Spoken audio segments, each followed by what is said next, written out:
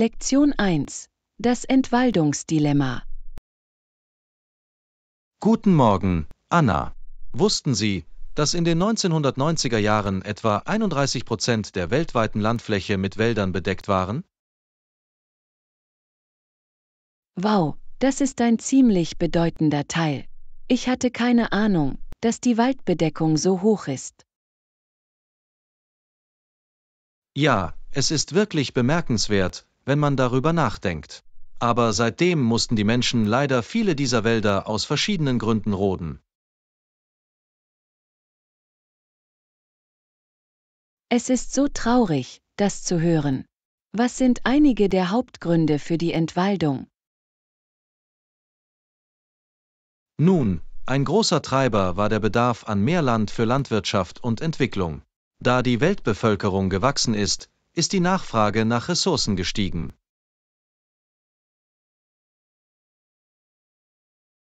Ich verstehe.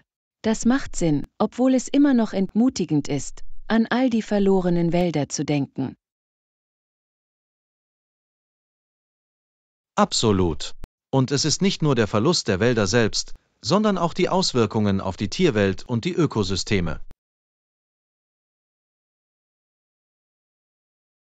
Richtig, die Entwaldung kann das empfindliche Gleichgewicht der Natur wirklich stören. Gab es irgendwelche Anstrengungen, es zu bekämpfen? Auf jeden Fall. Es wurden zahlreiche Initiativen und Maßnahmen ergriffen, um eine nachhaltige Forstwirtschaft und Wiederaufforstung zu fördern. Das ist gut zu hören.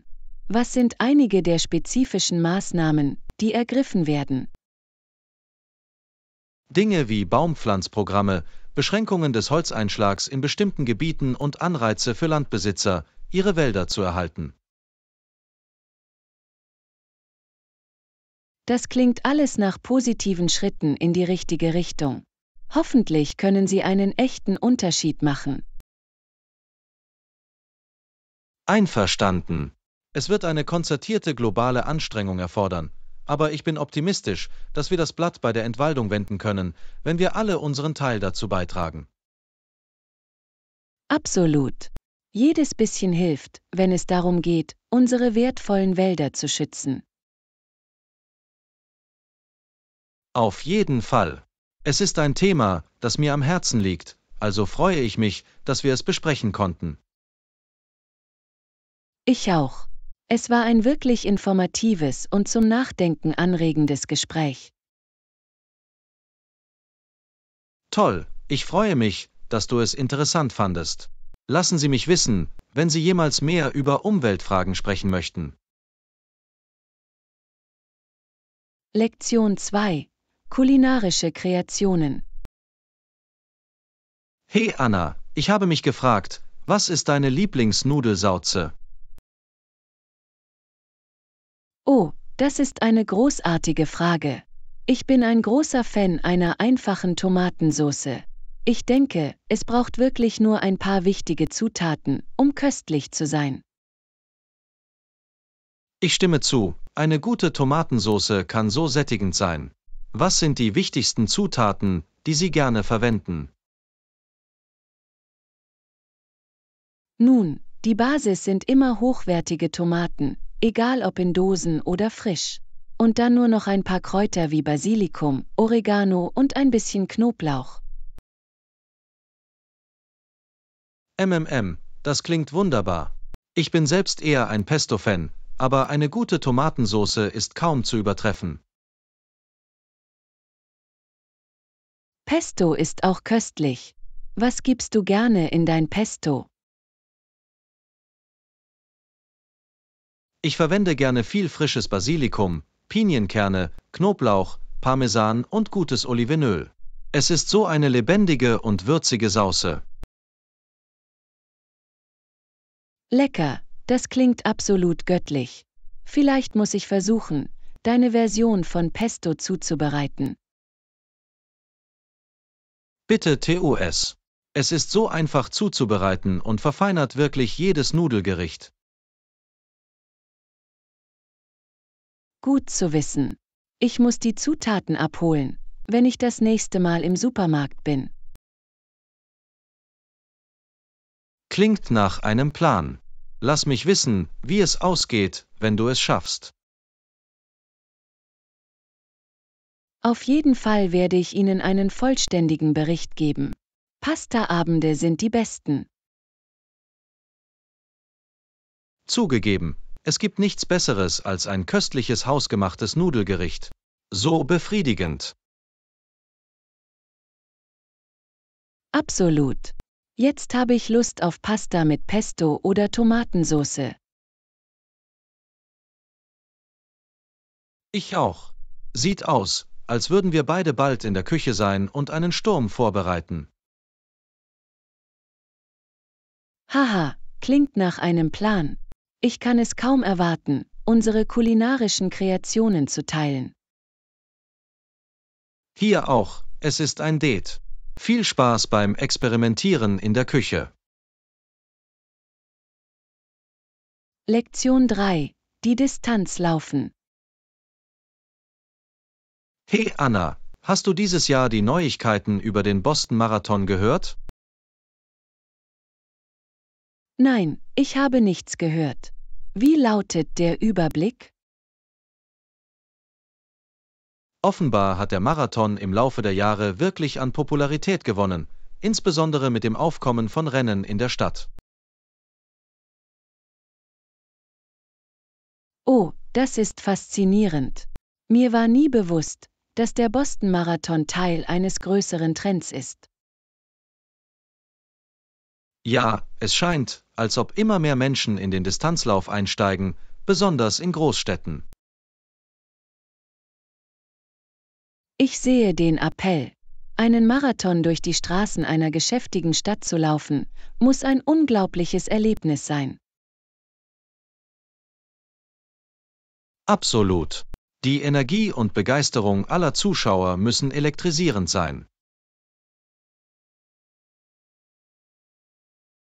Das kann ich mir nur vorstellen. Bist du schon einmal einen Marathon gelaufen, John? Ich? Auf keinen Fall, ich bin eher ein Gelegenheitsläufer. Die Hingabe, die für einen vollen Marathon erforderlich ist einfach verrückt. Ich stimme zu, es ist eine so große Leistung. Ich habe Ehrfurcht vor jedem, der seinen Körper dazu bringen kann, eine solche Distanz zurückzulegen. Das gleiche hier. Ich habe Probleme, einfach 5 Kilometer zu laufen, ohne eine Verschnaufpause zu brauchen. Haha, zumindest gehst du raus und bleibst aktiv. Das ist mehr, als viele Leute sagen können. Stimmt, stimmt. Vielleicht nehme ich eines Tages den Mut auf, für einen Marathon zu trainieren. Aber vorerst bleibe ich bei meinen Joggingrunden in der Nachbarschaft. Nun, du hast meine volle Unterstützung, falls du dich jemals dazu entschließt, die Herausforderung anzunehmen. Ich werde dich von der Seitenlinie aus anfeuern. Haha, danke Anna. Ich werde Sie auf jeden Fall informieren, falls ich mich jemals dazu entschließen sollte, den Sprung zu wagen. Hört sich gut an. In der Zwischenzeit können wir einfach das Engagement dieser Marathonläufer bewundern. Absolut. Sprechen Sie über Durchhaltevermögen und Entschlossenheit. Lektion 4: Annis Lieblingsplatz.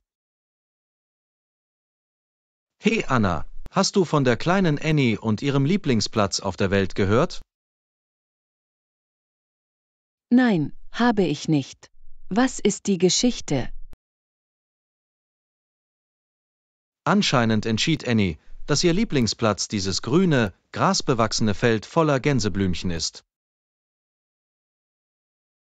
Oh, das klingt nach einem so schönen und ruhigen Ort. Ich verstehe, warum es ihr Favorit sein würde. Ich weiß, oder?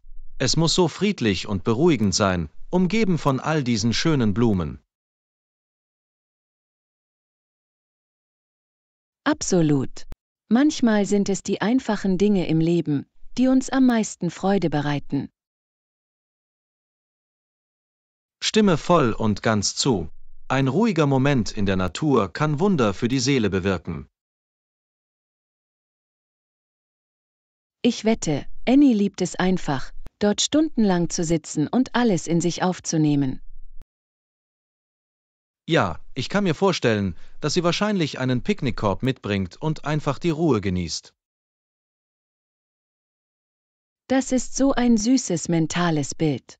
Ich wünschte, ich könnte sie dort begleiten, wenn auch nur für eine Weile. Ich auch. Es klingt nach dem perfekten Ort, um sich zu entspannen und neue Energie zu tanken. Geht sie oft dorthin? Oder ist es eher ein besonderer Rückzugsort für sie? Soweit ich gehört habe, ist es für sie zu einem regelmäßigen Zufluchtsort geworden. Sie versucht, sie mindestens einmal pro Woche zu besuchen. Das ist wunderbar. Es ist so wichtig, diese kleinen Zufluchtsorte zu haben, besonders als Kind. Absolut. Es ist wahrscheinlich ihr eigenes kleines Refugium, in dem sie der Hektik des Alltags entfliehen kann. Exakt. Ein Ort, an dem sie einfach sie selbst sein und sich mit der Natur verbinden kann. Hätte es nicht besser sagen können. Ich freue mich, dass Annie einen so besonderen Ort gefunden hat. Ich auch. Es sind solche kleinen Dinge, die einen so großen Unterschied machen können. Ich könnte nicht mehr zustimmen. Manchmal sind die einfachsten Freuden die erfüllendsten. Lektion 5. Das markante rote Gebäude. Joanna, ist dir das große rote Gebäude neben der Bibliothek aufgefallen? Ja, habe ich. Es ist ziemlich schwer zu übersehen, nicht wahr? Definitiv. Es hebt sich wirklich von den anderen Gebäuden in der Gegend ab. Absolut. Die leuchtend rote Farbe macht es so auffällig. Ich frage mich, was der Zweck dieses Gebäudes ist. Es sieht ziemlich bedeutsam aus. Soweit ich das beurteilen kann, scheint es sich um eine Art Regierungs- oder Gemeindegebäude zu handeln. Ah, ich verstehe, das wäre angesichts der Größe und der prominenten Lage sinnvoll. Ja, es ist wahrscheinlich ein wichtiges Verwaltungsbüro oder etwas Ähnliches. Ich bin neugierig, mehr darüber zu erfahren. Warst du schon einmal drinnen? Nein, habe ich nicht. Aber die Architektur des Gebäudes hat mich schon immer fasziniert. Das gleiche hier. Das Außendesign ist ziemlich einzigartig und auffällig. Auf jeden Fall. Im Vergleich zu den anderen Gebäuden hat es eine so kühne, imposante Präsenz. Es hat fast ein königliches oder historisches Flair, findest du nicht? Auf jeden Fall. Die Pracht dieser roten Becksteinfassade hat einfach etwas an sich. Genau. Ich wette, hinter seiner Konstruktion steckt eine interessante Geschichte. Wäre es nicht faszinierend, das aufzudecken? Ich würde gerne mehr über die Geschichte erfahren. Einverstanden. Es ist eines dieser lokalen Wahrzeichen, bei dem sie sich über seine Ursprünge wundern. Absolut. Vielleicht sollten wir ein wenig recherchieren und schauen, was wir herausfinden können. Das ist eine tolle Idee. Ich bin wirklich neugierig, welche Bedeutung dieses Gebäude hat. Das gleiche hier. So etwas weckt jedes Mal, wenn Sie vorbeigehen, Ihre Neugier. Auf jeden Fall. Ich freue mich, dass wir es beide bemerkt haben und fasziniert sind. Ich auch. Es macht immer Spaß, die versteckten Juwelen in unserer Community zu erkunden. Ich könnte nicht mehr zustimmen. Das wird eine interessante Untersuchung. Lektion 6. Tipps zum Zeitmanagement. Hey Anna, ich habe in letzter Zeit Probleme mit Zeitmanagement. Hast du irgendwelche Tipps, die du teilen kannst? Oh, auf jeden Fall, John. Ich habe ein paar Dinge gefunden, die mir wirklich geholfen haben. Zunächst versuche ich, meine Aufgaben zu priorisieren und mich zuerst auf die wichtigsten zu konzentrieren. Das ist eine tolle Idee. Ich neige dazu, einfach von einer Sache zur nächsten zu springen, ohne einen wirklichen Plan zu haben. Ich kenne das Gefühl. Eine andere Sache, die für mich funktioniert hat, ist das Einräumen bestimmter Zeitblöcke für verschiedene Aufgaben. Wie 1 Stunde für E-Mails, 2 Stunden für intensive Arbeit, solche Dinge. Das klingt wirklich klug. Ich habe das Gefühl, dass ich immer nur auf alles reagiere, was auftaucht, anstatt proaktiv zu sein. Genau. Zeitblockierung hilft dir, den Überblick zu behalten, anstatt dich in 1 Million Richtungen ziehen zu lassen. Und vergiss nicht, auch Pausen einzuplanen, das ist der Schlüssel, um Burnout zu vermeiden. Guter Punkt. Normalerweise mache ich es einfach ohne Pausen durch und frage mich dann, warum ich am Ende des Tages so erschöpft bin. Ja, regelmäßige Pausen zum Aufladen sind entscheidend. Schon 10 bis 15 Minuten können einen großen Unterschied machen. Oh, und noch ein Tipp. Versuchen Sie, Ablenkungen so gering wie möglich zu halten. Ah ja, die ständigen Benachrichtigungen und Nachrichten bringen meine Produktivität wirklich um. Ich muss eher darauf achten, diese Benachrichtigungen auszuschalten. Auf jeden Fall. Es ist erstaunlich, wie viel Unterschied das macht. Ich fühle mich so viel konzentrierter, wenn ich nicht ständig weggezogen werde. Okay, du hast mich überzeugt. Ich werde das alles mal ausprobieren. Vielen Dank für den hilfreichen Rat, Anna. Natürlich freue ich mich, dass ich teilen konnte, was für mich funktioniert hat. Ich bin mir sicher, dass Sie nach der Umsetzung dieser Strategien eine große Verbesserung in Ihrem Zeitmanagement feststellen werden. Ich weiß das zu schätzen. Das ist genau die Art von praktischer Anleitung, die ich brauchte. Lektion 7. Leicht packen für Reisen. Ich bin wirklich beeindruckt, wie gut du organisiert bist, Anna. Ich habe immer Probleme damit, für Reisen zu packen. Danke, John. Ich habe auf die harte Tour gelernt, dass es am besten ist, leicht zu packen und nur das Nötigste mitzunehmen. Das ist so ein guter Rat. Am Ende packe ich immer zu viel und bereue es dann, wenn ich einen schweren Koffer mit mir herumschleppen muss. Genau. Es ist so viel einfacher, sich nur auf das Nötigste zu konzentrieren. Auf diese Weise müssen Sie sich keine Gedanken darüber machen, alles unterzubringen. Du hast recht. Ich sollte eine Packliste machen, wie du es tust, anstatt in letzter Minute zufällige Dinge reinzuwerfen. Auf jeden Fall. Eine Liste hilft Ihnen dabei, konzentriert zu bleiben und wichtige Dinge nicht zu vergessen. Und es spart wahrscheinlich auch viel Platz, oder? Ich hasse es, alles reinstopfen zu müssen. Absolut. Wenn Sie leicht packen, haben Sie viel mehr Platz zum Atmen und Organisieren Ihres Koffers. Das klingt himmlisch. Ich bin immer gestresst, wenn ich versuche, alles unterzubringen und dann werden meine Klamotten zerknittert. Ich kenne das Gefühl. Durch leichtes Packen entfällt wirklich ein Großteil dieses Ärgers. Ich bin überzeugt. Ab jetzt werde ich bewusster darauf achten, was ich auf Reisen mitbringe.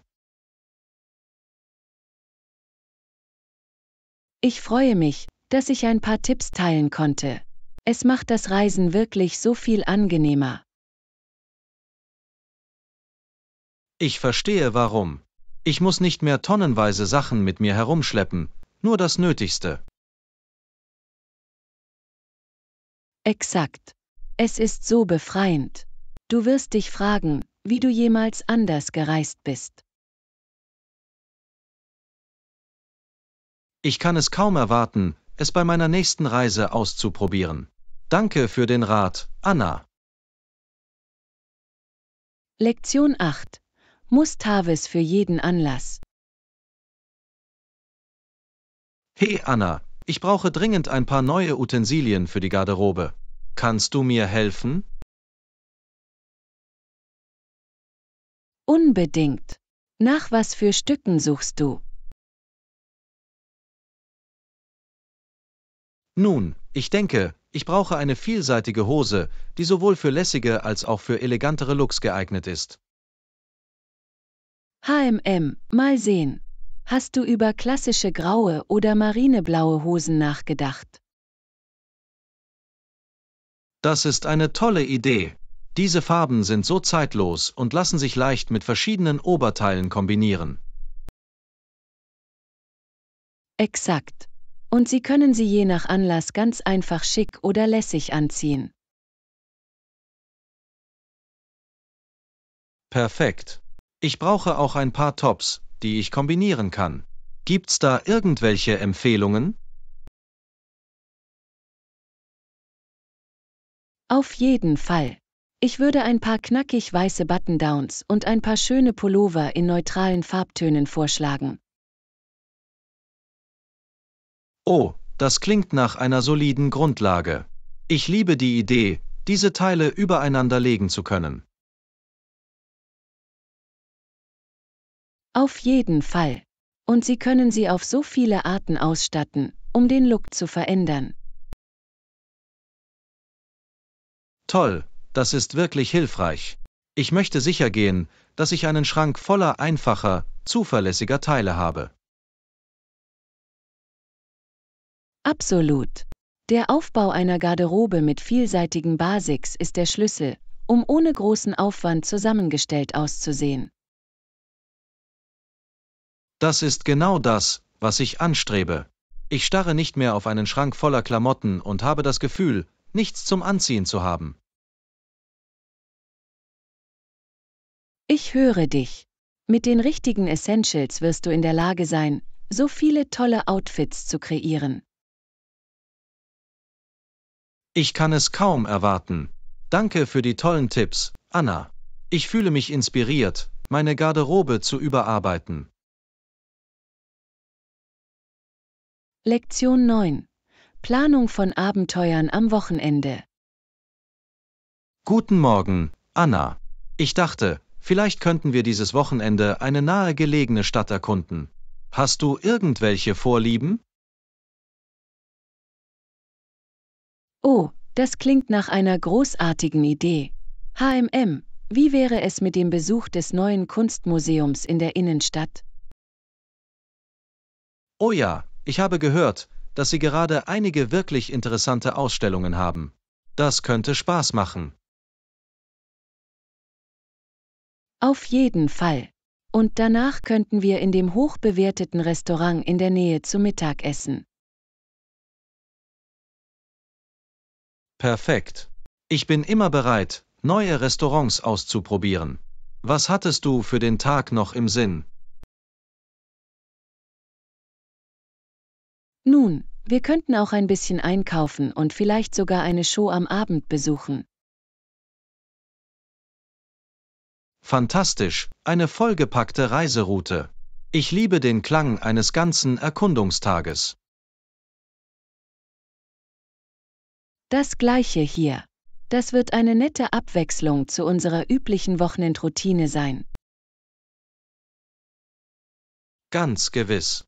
Ich habe das Gefühl, dass wir am Ende immer nur zu Hause herumlungern. Haha, schuldig wie angeklagt. Das wird eine großartige Möglichkeit sein, die Dinge durcheinander zu bringen. Absolut. Ich freue mich schon darauf. Sollen wir uns Tickets und Reservierungen ansehen?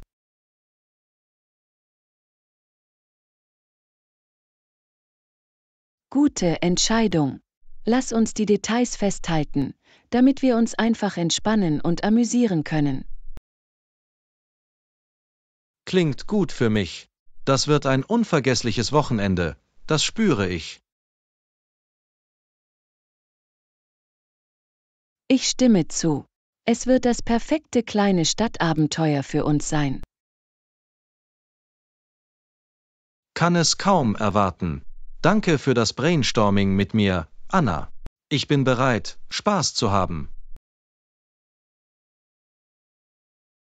Lektion 10. Das Vorstellungsgespräch auf den Punkt bringen.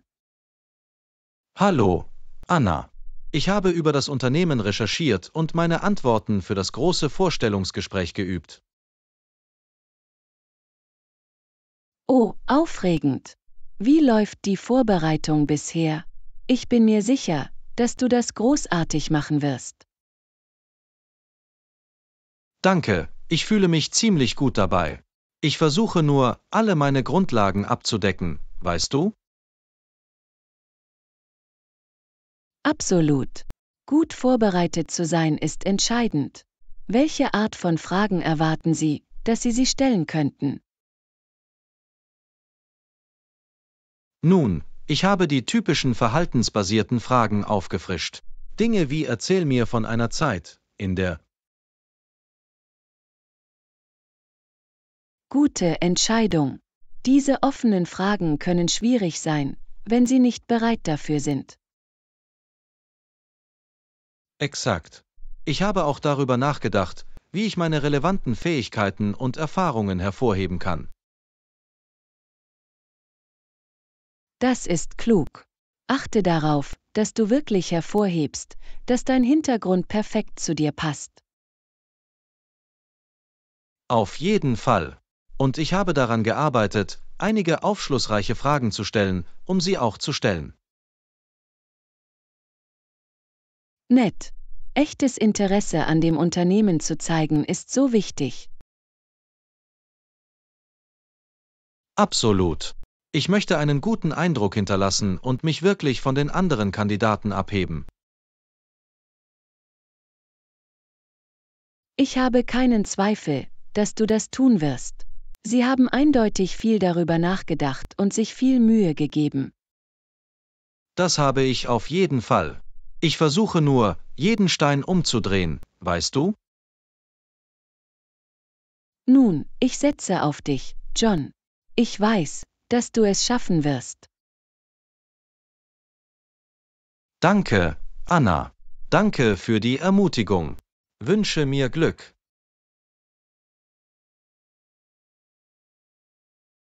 Du brauchst kein Glück. Du schaffst das. Ich kann es kaum erwarten, alles darüber zu erfahren, wie es läuft. Ich auch nicht. Ich werde dich auf jeden Fall informieren. Auf ein erfolgreiches Interview. Lektion 11. Umgang mit ethischen Dilemmata. Guten Morgen, Anna. Mussten Sie jemals in einer schwierigen Situation eine ethische Entscheidung treffen? Das ist eine interessante Frage. Ich würde sagen, ethische Entscheidungen hängen oft davon ab, verschiedene Überlegungen abzuwägen.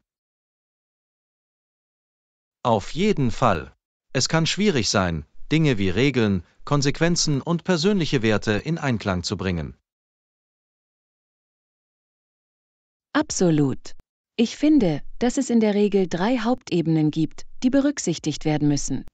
Das Individuum, die Gemeinschaft und die Gesellschaft im Allgemeinen. Oh, das ist ein großartiger Rahmen.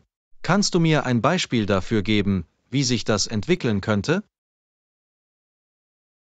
Sicher, nehmen wir an, es gibt eine Situation, in der du einem Freund helfen könntest, bei einem Test zu schummeln. Auf individueller Ebene scheint das einfach zu sein.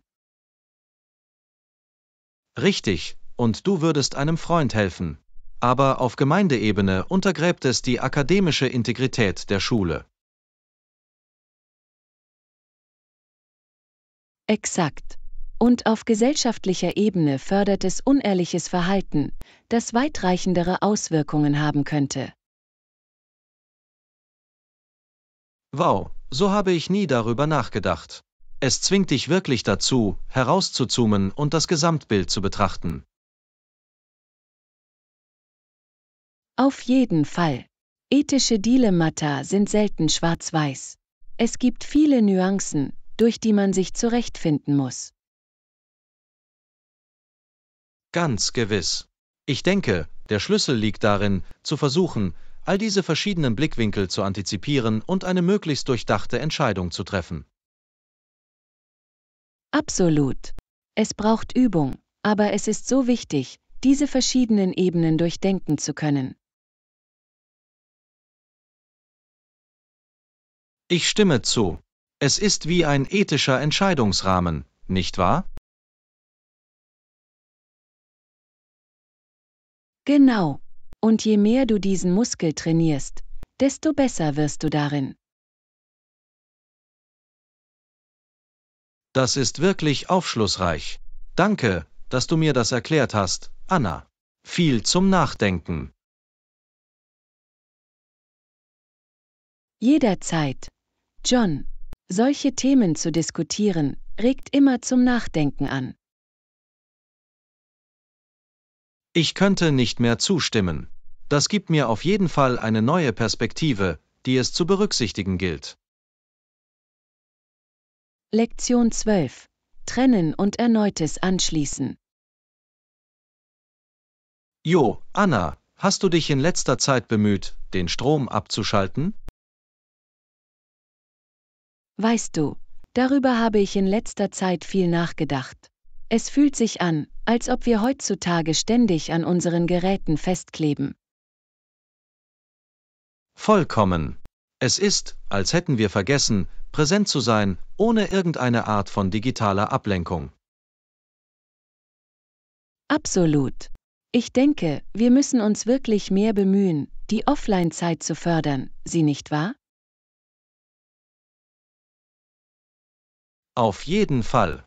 Ich meine, wie oft scrollen wir gedankenlos durch soziale Medien? Viel zu oft. Und dann fragen wir uns, warum wir uns so getrennt fühlen. Exakt. Ich finde, wir sollten uns gegenseitig zu mehr technologiefreien Aktivitäten herausfordern. Das ist eine tolle Idee. Zum Beispiel könnten wir vielleicht eine Wanderung oder einen Brettspielabend planen, etwas rein offline. Oh, das liebe ich. Und Telefone sind natürlich nicht erlaubt. Exakt. Es wäre so erfrischend, einfach präsent zu sein und ohne digitale Ablenkungen miteinander in Kontakt zu treten. Vollkommen. Ich denke, wir wären überrascht, wie viel erfüllender das sein kann. Einverstanden. Es ist leicht zu vergessen, wie viel reicher unsere persönlichen Interaktionen sein können. Auf jeden Fall. Und ich wette, ohne die ständigen Pings und Benachrichtigungen würden wir uns alle viel weniger gestresst fühlen. Absolut. Eine kleine digitale Entgiftung könnte uns allen sehr gut tun. Ich könnte nicht mehr zustimmen. Sollen wir einen Pakt schließen, um bewusster vom Stromnetz zu trennen? Definitiv. Ich bin dabei. Es wird eine lustige Herausforderung sein, herauszufinden, wer am längsten durchhält, ohne auf sein Handy zu schauen. Haha, du bist dran. Das wird großartig. Darauf freue ich mich. Lektion 13. Die perfekte Party veranstalten. In Ordnung, Anna, ich habe eine geniale Idee. Wie wäre es, wenn wir dieses Wochenende eine Party veranstalten? Oh, eine Party? Das klingt nach so viel Spaß. Was hattest du im Sinn? Nun, ich dachte, wir könnten etwas anderes machen, wie eine Motto-Kostümparty. Eine Kostümparty? Ich liebe es. Das wäre ein Knaller. An was für ein Thema hast du gedacht? Ich dachte an etwas Eigenartiges und Einzigartiges, weißt du? Vielleicht ein Reminiszenz aus den 90ern oder eine tropische Luau-Atmosphäre. Oh, die 90er wären saukomisch. Wir könnten uns absolut in unseren besten, vom Grunge oder einer Boyband inspirierten Looks verkleiden. Genau. Und wir könnten alle möglichen lustigen Dekorationen und Musik der 90er haben. Es wäre episch. Ich bin total dabei. Das wird die Party des Jahres. Was kann ich tun, um mich fertig zu machen? Nun, ich hatte gehofft, du könntest bei der Dekoration helfen. Ich habe dieses Wochenende keine anderen Pläne, also fange ich an, alles zu sammeln, was wir brauchen. Du hast es. Ich habe Dekorationsdienst. Wir werden dafür sorgen, dass dieser Ort total toll aussieht. Fantastisch. Und vergiss die Kostüme nicht. Ich plane bereits mein Outfit. Oh, ich kann es kaum erwarten zu sehen, was dir einfällt. Das wird so viel Spaß machen, John. Auf jeden Fall. Es wird die Party des Jahrhunderts sein. Ich kann es kaum erwarten. Ich auch nicht. In Ordnung, lass uns das machen. Ich bin so aufgeregt. Fantastisch. In Ordnung, lass uns an die Arbeit gehen. Das wird episch. Lektion 14. Ein Picknick im Park. Hey, Anna, hast du diesen Samstag Zeit? Weißt du, ich glaube, das bin ich. Hattest du etwas im Sinn? In der Tat habe ich das getan. Was hältst du von einem Picknick im Park?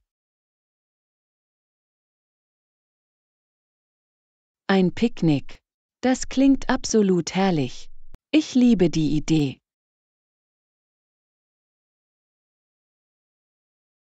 Wunderbar. Ich dachte, wir könnten einen schönen Korb mit Snacks und Getränken packen und den Morgen draußen verbringen. Das ist perfekt. Ich kann frisches Obst und Gebäck mitbringen. Vielleicht können wir sogar ein bisschen Frisbee spielen oder so. Oh, Frisbee im Park, ich bin dabei. Es wird so schön sein, etwas frische Luft zu schnappen und das schöne Wetter zu genießen. Auf jeden Fall. Es wird eine großartige Möglichkeit sein, die letzten Teile des Sommers zu genießen, bevor der Herbst kommt. Absolut. Und ich packe uns unbedingt eine kuschelige Decke zum Sitzen ein. Wir können uns einfach entspannen und alles in uns aufnehmen. Klingt himmlisch. Ich kann es kaum erwarten. Um wie viel Uhr sollten wir uns treffen? Wie wäre es mit 10 Uhr? Funktioniert das für dich?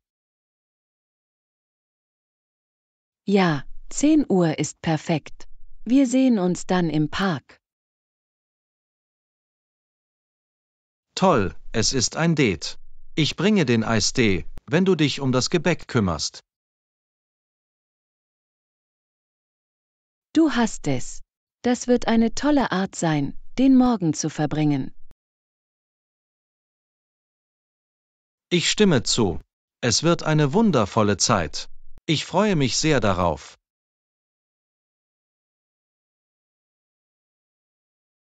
Ich auch. In Ordnung. Wir sehen uns am Samstag, John.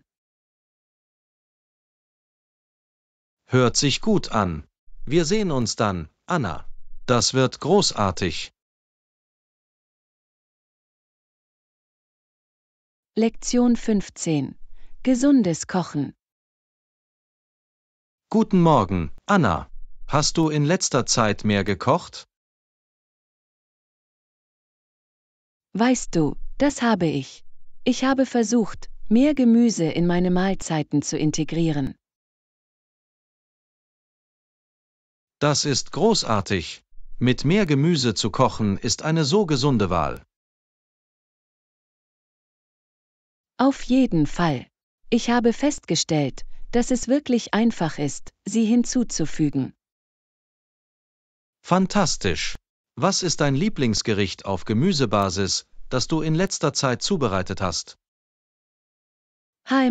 Ich muss sagen, das sautierte Hühnchen und das Gemüse, das ich neulich gemacht habe. So einfach, aber so köstlich. Oh, das klingt wirklich gut. Welche Art von Gemüse hast du verwendet? Ich habe Brokkoli, Paprika und Zwiebeln verwendet. Ich habe sie alle mit dem Hühnchen und etwas Olivenöl und Gewürzen angebraten. Lecker, das klingt perfekt. So etwas muss ich selbst ausprobieren. Das solltest du auf jeden Fall. Es ist so eine einfache und nahrhafte Mahlzeit. Tolle Idee. Ich wollte schon immer mehr mit Gemüse kochen, wusste aber nicht, wo ich anfangen soll. Keine Sorge, es ist wirklich einfach. Sie können so ziemlich jedes Gemüse, das Sie mögen, mit etwas Hühnchen oder Fisch anbraten. Toll, das ist wirklich gut zu wissen. Das muss ich diese Woche ausprobieren. Mach es auf jeden Fall. Ich bin sicher, Sie werden es lieben, wie schmackhaft und sättigend es ist. Ich wette. In Ordnung. Danke für die Kochtipps, Anna. Ich weiß das zu schätzen.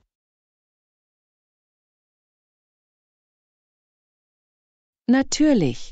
Ich freue mich immer, gesunde Rezeptideen zu teilen. Lass mich wissen, wie es geht. Das werde ich tun. Ich freue mich darauf, diese vegetarischen Gerichte auf die Probe zu stellen. Lektion 16. Für beide Seiten vorteilhafte Partnerschaft. Hey, Anna, ich wollte mit dir über eine mögliche Geschäftsmöglichkeit sprechen. Oh, wirklich? Ich bin ganz Ohr, was haben Sie vor? Nun, ich dachte, unsere beiden Unternehmen könnten an einem neuen Projekt zusammenarbeiten. Ich denke, es könnte eine Win-Win-Situation für uns beide sein. Interessant, erzähl mir mehr. Welche Art von Zusammenarbeit hatten Sie im Sinn? Ich dachte, wir könnten unser Fachwissen und unsere Ressourcen kombinieren, um ein neues Produkt oder eine neue Dienstleistung zu entwickeln. Das klingt vielversprechend. Welche konkreten Ideen hattest du? Ich dachte, wir könnten unsere Marketing- und Entwicklungsteams bündeln, um etwas wirklich Innovatives zu entwickeln. Okay, das ist faszinierend. Was sind Ihre Gedanken zur Logistik, wie das funktionieren könnte? Nun, ich dachte, wir könnten eine gemeinsame Taskforce einrichten, um das Projekt zu verwalten. Okay, das macht Sinn. Und welche Art von Zeitplan hast du dir vorgestellt? Ich dachte, wir könnten uns zum Ziel setzen, in den nächsten 6 bis 12 Monaten etwas auf den Markt zu bringen. Wow, das ist ein ehrgeiziger Zeitplan. Aber ich denke, es könnte machbar sein, wenn wir es sorgfältig planen. Absolut. Ich denke wirklich, dass dies eine großartige Gelegenheit für unsere beiden Unternehmen sein könnte. Ich bin auf jeden Fall daran interessiert, das weiter zu untersuchen. Wann möchten Sie ein Treffen vereinbaren, um das Thema genauer zu besprechen? Wie wäre es nächste Woche? Funktioniert Dienstag für dich? Dienstag funktioniert super für mich. Sollen wir ein einstündiges Treffen einplanen, um die Einzelheiten zu besprechen? Klingt perfekt. Ich schicke eine Kalendereinladung rüber. Ich freue mich sehr über diese mögliche Partnerschaft.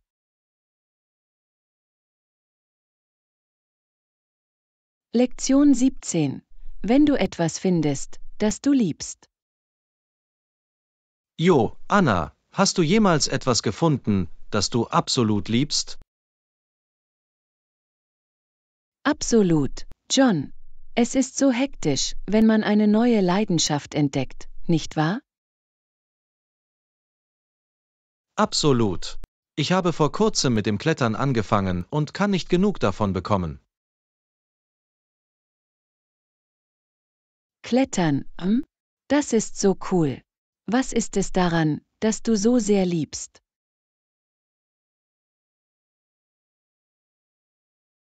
Der Nervenkitzel, eine Mauer hochzuklettern, meine Grenzen zu überschreiten und das Gefühl, etwas erreicht zu haben. Es ist einfach berauschend. Das kann ich mir vorstellen. Die körperliche Herausforderung in Kombination mit dem mentalen Fokus muss wirklich lohnend sein. Genau. Und die Gemeinschaft der Kletterer ist auch großartig.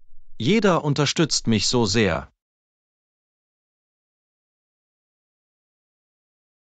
Das ist großartig. Diese soziale Verbindung macht es noch angenehmer.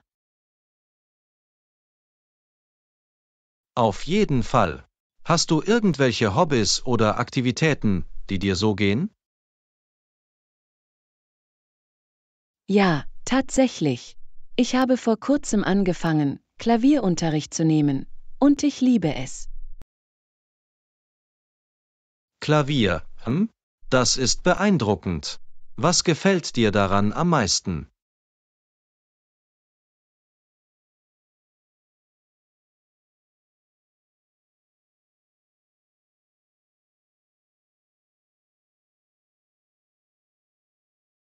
Das sehe ich.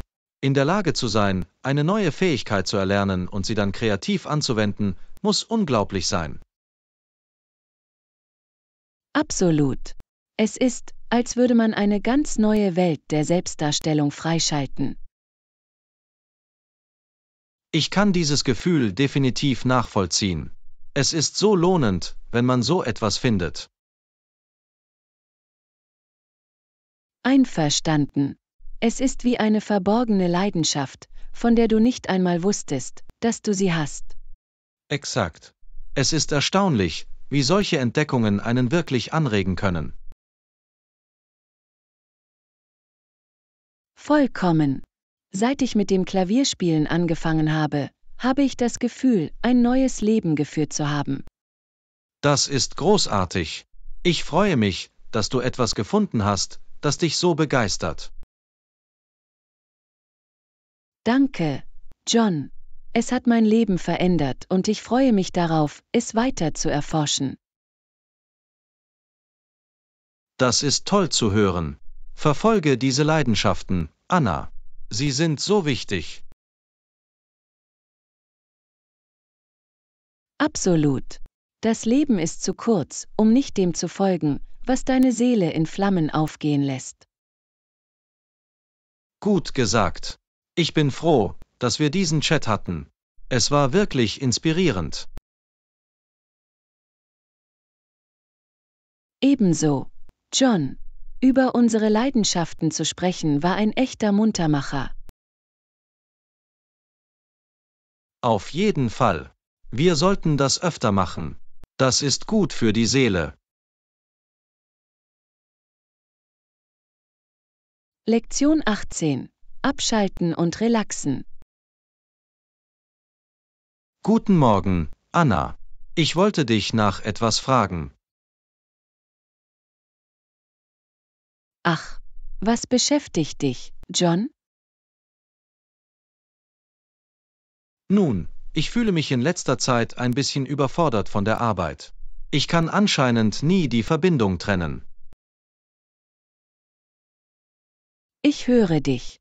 Es ist heutzutage so einfach, sich in die ständige Flut von E-Mails und Nachrichten verwickeln zu lassen. Genau.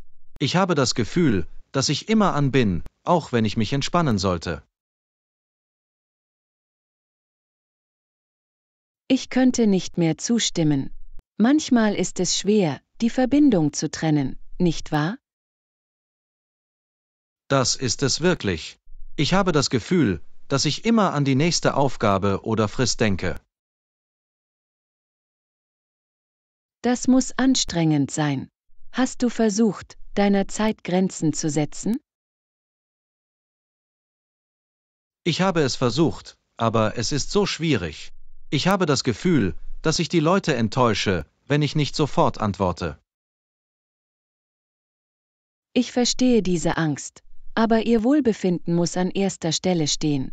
Du kannst nicht aus einer leeren Tasse gießen.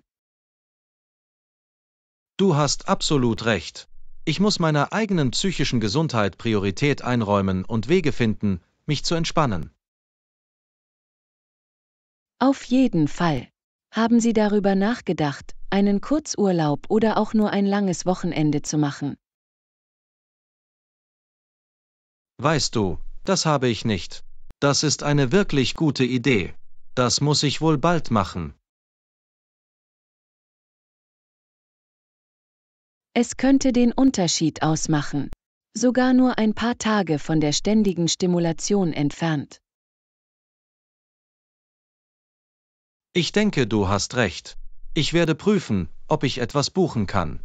Danke für den Rat, Anna. Natürlich. Ich freue mich, dass ich helfen konnte. Zögern Sie nicht, sich an uns zu wenden, wenn Sie weitere Vorschläge benötigen. Das weiß ich zu schätzen. Es ist schön zu wissen, dass ich einen Freund habe, der versteht, was ich gerade durchmache. Absolut.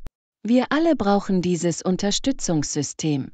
Ich hoffe, Sie können bald etwas wohlverdiente Ruhe finden.